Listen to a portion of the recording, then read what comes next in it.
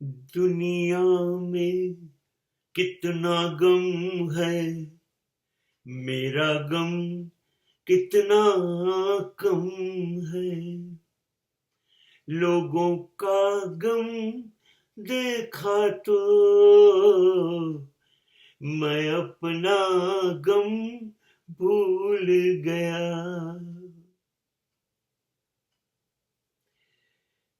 જગજીત સિંહની એક ગઝલની બે પંક્તિ યાદ આવે છે. દર્દ સે મેરા દામન ભર દે યા અલ્લાહ,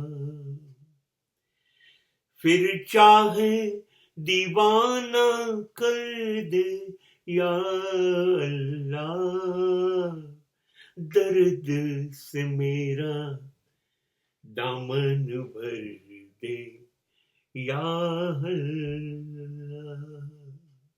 हे ईश्वर, મને તો તે અપેક્ષા કરતા વધારે સુખ આપ્યું છે. કયા પ્રકારનું સુખ નથી મારા જીવનમાં.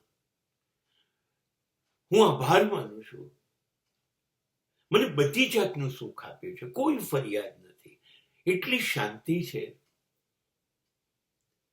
સવાર સાંજ જીવનભર તારો આભાર માનવાનો છે, ગમે છે.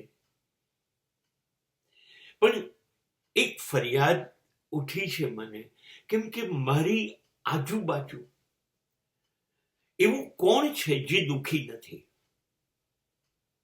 હું દુઃખી નથી. ક્યારેક એવી ભાવના પણ થાય, કોઈક વસ્તુ નથી મળી તો હું દુઃખી છું. પણ આજુબાજુના માણસોને જોઉં છું ત્યારે ખબર પડે છે, અરે હું તો પુષ્કળ સુખી છું, આ લોકો પુષ્કળ દુઃખી છે. અને ત્યારે મારી ફરિયાદ થાય છે, હે ઈશ્વર, મને પણ દુઃખી કરી કાઢ. કેમ કે આ લોકોના દુઃખ, દુનિયાના દરેક માણસોના જોઈને હું લગભગ દુઃખ એ લોકોના, એમની પીડા, એમની યાતના જોઈને હું લગભગ મારું માનસિક સંતુલન ગુમાવી ચૂક્યો છું, લગભગ પાગલ થઈ ગયો છું. આ હું માંગુ છું, મને કશું નથી જોઈતું.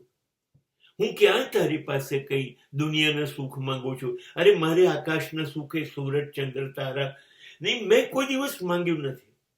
મારી અંદર એક આ માનવતાનો જે દીવો છે એ પ્રગટાવે, એ ચાલવા દે, કે જેના નાનકડા પ્રકાશમાં હું લોકોના દુઃખ જોઈ શકું. અને જો હું લોકોના દુઃખ જોઈ પણ નહીં શકું તો હું કેવી રીતે ઈશ્વર એ લોકોના દુઃખની અંદર ભાગીદાર બનીશ? તો મારી પ્રાર્થના છે કે મારી અંદર તું લોકો માટે, લોકોના દુઃખમાં મદદરૂપ બનાય, એમના દુઃખે હું દુઃખી થઉં, એવું કંઈક તત્વ ઉમેરી દે. એ મારું સુખ બની જાય. હે ઈશ્વર, એ સિવાય મારે કશું નથી જોઈતું.